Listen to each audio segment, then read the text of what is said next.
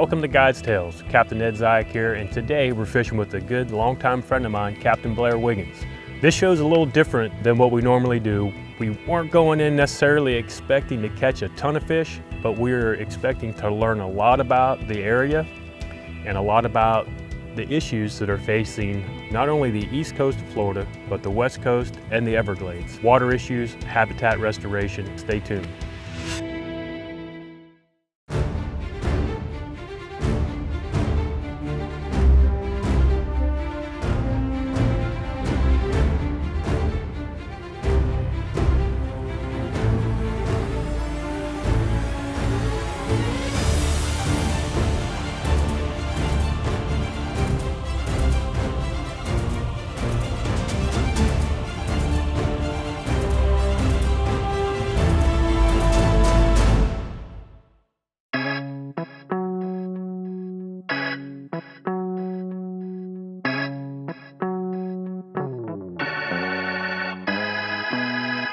Talked to Blair the night before, kind of got our meetup spot, and what was really cool is this is about 1,000 feet from his childhood home.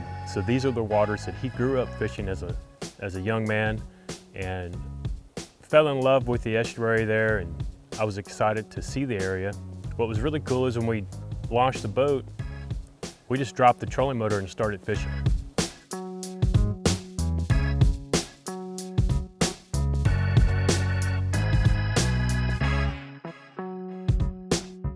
So we take off and it's kind of a narrow cut, mangroves on each side. And right away, Blair, I think he put on a PT7 and did a little skip casting exhibition. And he was trying to shoot that bait as far under the bushes as you can get. I was throwing a shrimp, doing the same thing, where it would kind of sink down a little bit. So between Blair and myself, we had surface and subsurface covered. And we just started cruising looking for fish. That looks like a good color. What do you think? Kind of look like a tannic stain mullet. And if you use it in freshwater, it looks like a tannic stain shiner. The guys in Lake Okeechobee are still killing it on these, aren't they? Oh yeah. Yes, they are.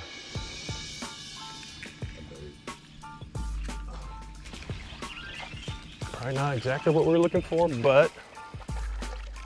What you got there? Ooh, what you got there? That's cute. This is a smaller version of what just ate your PT7. A much smaller version. Yeah. Hey, you know, as much as I love seeing the big ones, I love seeing them that size too. Love seeing them this size. That is perfect. But yeah, the water quality, dude, I'm telling you, one day it looks great and everybody's happy, and the next day, you know, you get a rain, and you know, you can take a look at some of these lawns up here that are just, you know, as healthy as they can be. It's the fertilizer that's killing our rivers, that and amongst 18 million other things. Oh yeah, same thing down south, and that's that common thread between where you fish and live and grew up and where I fish and live and grew up, and it's sad to see.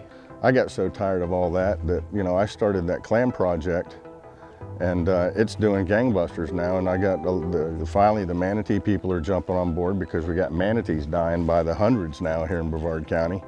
There's nothing for them to eat. If you look at the mangroves here, every mangrove tree, as far as a manatee can stick their head up, is eating the leaves off of it because there's nothing left for them to eat here. They're starving to death.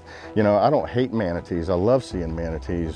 It's part of Florida, it's part of nature, and you know, we used to get excited back in the 70s when we'd see a manatee, but you know, it got to a point where, God, I'd go out and see 400 or 500 manatees a day, and another damn manatee.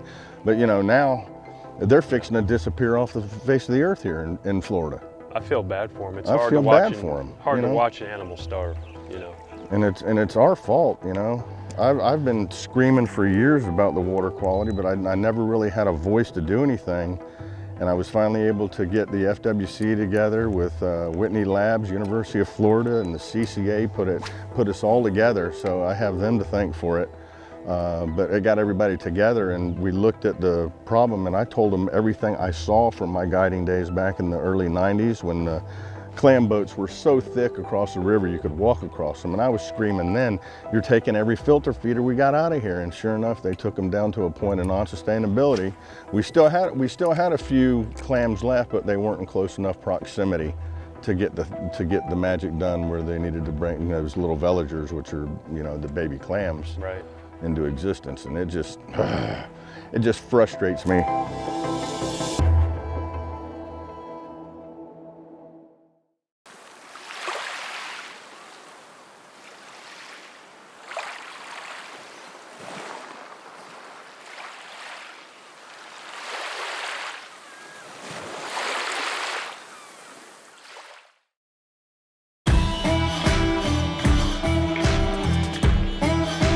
Blair has a lot of great ideas on the estuary and restoration, and a really cool thing that Blair's involved in right now is the clam restoration. He's going to tell us all about it. It was fascinating to learn from him how important these clams are to the estuary. Of course, they're like oysters. They filter out all the water, and when everything's working correctly, they can really clean up the water. What's up, guys? Captain Blair Wiggins here, going to give you a little Indian River Clam Restoration Project update. We just got done releasing 80,000 clams out here on a lease that I have. It's an old oyster lease. It's due east of Grant Island, and we got it converted over to be a clam lease now. So we're working the south end of our clam release project, and what we're going to do, we've already released way up north of Mosquito Lagoon, up in the Indian River around Rockledge, and what we're going to try to do is bring these clams in closer together until eventually we meet. And when we meet together in the middle, hopefully we got good clean water.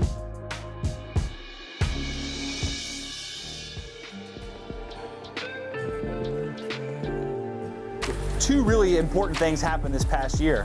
And we were able to go back and look at the first ones that we planted, and we had tremendous success in survival. So, you know, we're looking at above 85% survival. I mean, that's better than most commercial operations, right? And they've done it in the lagoon with all the stuff we've had the last couple of years, and they've done a great job. Even with the fish kills and that crazy weird bloom we had a year ago, things survived. The other major find that I think is super important to say is that in our water sampling, in 2 different locations, we saw larval clams, veligers, free-swimming larvae this past year. And that was in the spring, back in March and April.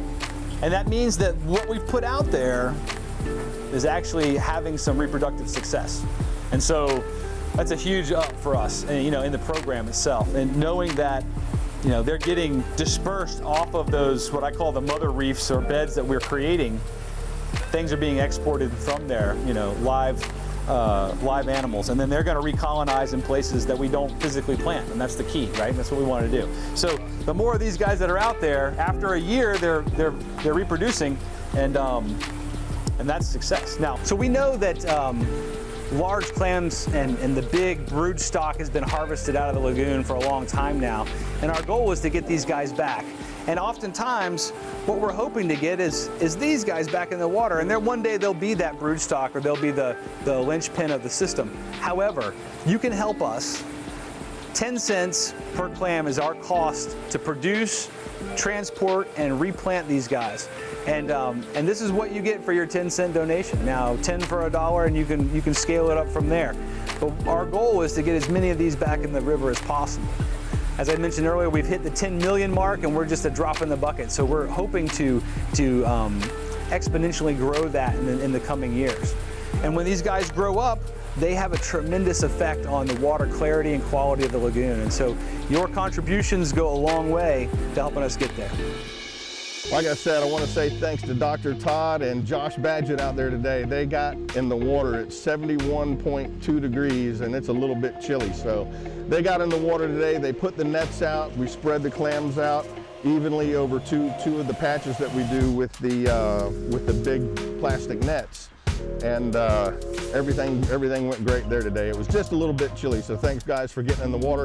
And thank you guys out there for your donations throughout the past 2 years. We just had our birthday for the Indian River Clam Restoration Project, and things are going great. We still need cash to buy those clams to keep Jose and Dr. Todd up there at Whitney Labs working. So Let's get some more donation money coming in. You can go to the Indian River Clam Restoration Project, and there's a donate button right there on the Facebook page or even on the website. So if y'all can get there, please do. And thank you guys for whoever has donated even $1. $1 is going to buy us 10 clams. So, I mean, $1 is 10 clams.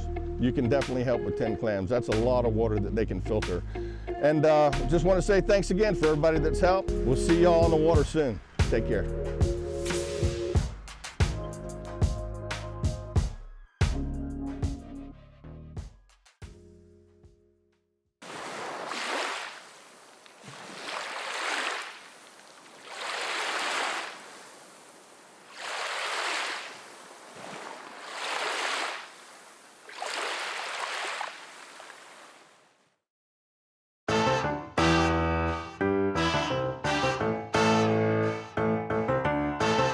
So there's lots of companies that are involved in this fight for clean water. One of the companies that's on the forefront of the battle is Hells Bay Boat Works. And we had a chance to swing by and talk to the owner, Chris Peterson. He's going to give us a view of what's happening on the state level.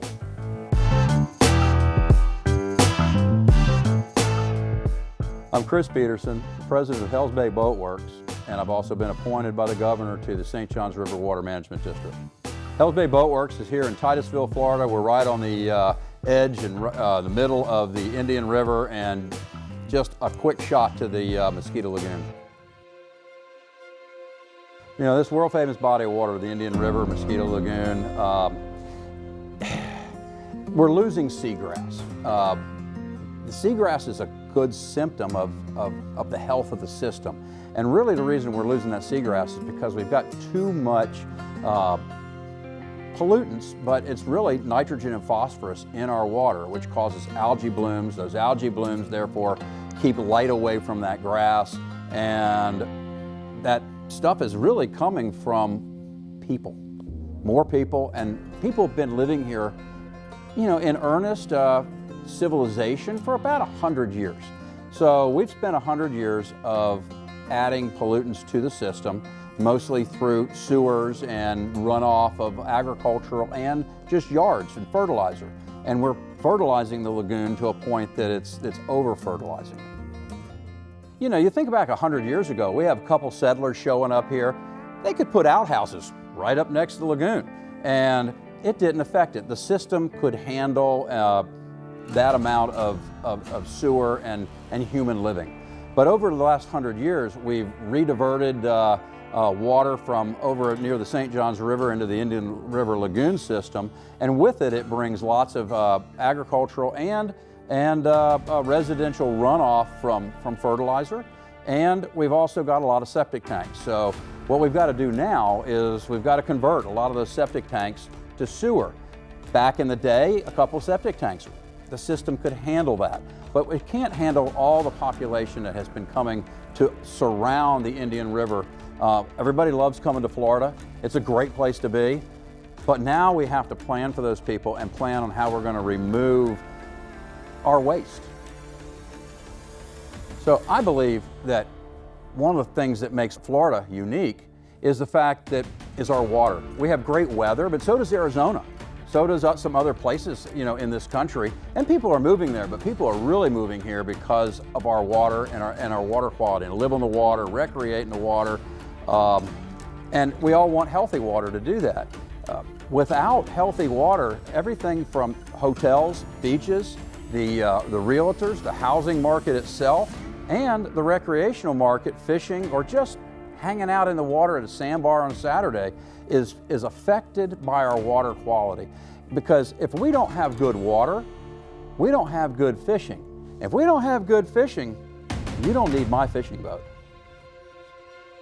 Today, what we can do, we need to dig out of a hole. We've got legacy nutrients as the nitrogen and phosphorus cycle. It never really leaves our system once it's gotten in, so we've got to remove it. We've got to do muck removals. There's a lot of muck. That is, you know, dead plant material that grew that because it was so healthy off of some of this, all this fertilizer that's getting in the system, but it goes and it remains in the system as nitrogen and phosphorus. So we need to spend a lot of money. We need to dig out of this hole. We've been coasting along, not doing much for 100 years. And over the last 5 to 10 years, we've started to see a real change in the water quality. And I think we, the people, have finally woken up and said, look, we need to do something about it.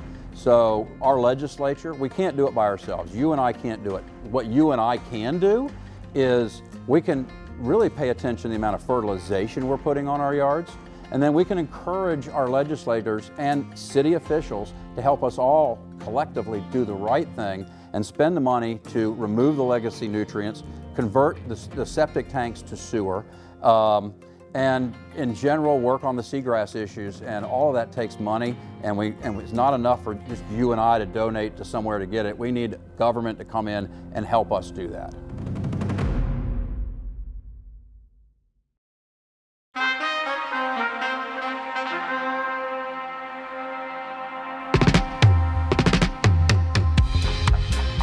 Blair, I was thinking the other night, we went out to dinner downtown Stewart. We had about an hour and a half wait, so we were just kind of chilling, walking around, relaxing. There's a boardwalk that goes right along the St. Lucie River, and there were so many people coming up and down, tourists, virtually no idea at all that they're basically walking on top of a dying or almost dead estuary. Yeah. They're just happy not to be up north. They're here, it's warm, it's sunny. It still looks, the aesthetics still look good. I know, but that's my thing is like, how do we, if you just came here, to me, this looks good. You know, if you didn't know, you wouldn't know. Yeah, you really wouldn't know unless you grew up here and saw it. And because one thing that indicates to me it's no good, we're not catching fish. That's a big indicator. Me and you. I mean, Yeah. you know, I could understand it if, you know, someone was here on vacation and didn't know where they were going and couldn't catch fish, but everywhere we've been, I've caught double-digit trout. I've caught 15 to 35, 40-pound redfish. Yeah. The mullet have been everywhere. I mean, sometimes the ospreys are diving so close to you, they scare the bejesus out of you. And I haven't even seen or heard an osprey today. So one takeaway from this show to me was we have two guys that know what they're doing. I'm fishing in Blair's backyard with Captain Blair Wiggins, and we're fishing areas where Blair would catch 30, 40, 50 trout a day. We're making perfect casts, and just to see how hard it is and how much that area has declined is just heartbreaking. If you can imagine your favorite fishing hole just disappearing right before your very eyes, it's a tough thing to look at. See this flat here? This thing used to just run, it started right here, the grass would start, and it was such luscious grass. It kind of looked like, you know, the way sailfish flat looked, but it was all shoal grass is what we had here. Yeah. But it is slowly disappearing, brother. Actually, it's disappearing pretty fast, but appreciate you coming up and fishing with me. Thank you for having me. Let me show you my hometown and kind of what you got to see, at least one this morning. Yeah, There's that still, was a real one. That was a real one. That was fun. We'll come back in the winter and do some poling around, check it out. But sounds good. Thanks for taking the time and oh yeah, you man, know, having such a voice about what's happening to our waters. All of South Florida. Any time now I can help and say something, I'm not scared to say how bad it is anymore because the guides are now suffering. Yeah. They're not booking as many trips. They're still catching fish. You know, I don't want to put it that they're not catching fish up here because the big 40+ inch redfish are still here, and we do have a few big trout left here. But from compared to what it was, compared to what it is now, you know, you always want to see how it was. Well, I'm still guiding, come back. And I know it's important to tell it like it is because we're working a lot harder than we used to put a oh yeah, but small percentage of the fish in the boat. And people always ask, why didn't you talk about this before? And I was like, well, you know, we were with fishing guides, and if I said how bad it was, you wouldn't come fishing here. And we would mention, hey, the bite's been off for a few years, it's getting better here, getting better there, but it's really not. You have better spots that fish will go to live and to eat because that's the only water that's left. What do they say, 10% of the fish live in 90% of the water. I think it's 10%. It's 10% of the fish live in about, oh, that was off. Yeah, it's backwards. I've always been dyslexic, man. I caught it. But that 10% of water is shrinking and shrinking and shrinking. Yeah, it is. And it's good we all get together and have one voice and really let everybody know what's going on here. So thanks again for having me up here. Glad to do it. Indian River Clam Restoration Project.com. That's my baby. There's a lot of them out there that you can donate to and that are helping, like the demucking. We saw those guys here a little bit earlier. Yeah. Spread the word about fertilizer. I mean, fertilizer is the worst thing we could do to put in our yards that washes down in our waters. If it's hurricane season, don't fertilize your lawn. Yep, that's right. You don't need to fertilize your lawn anyway. So that's all I got to say. Thanks, Blair. See you.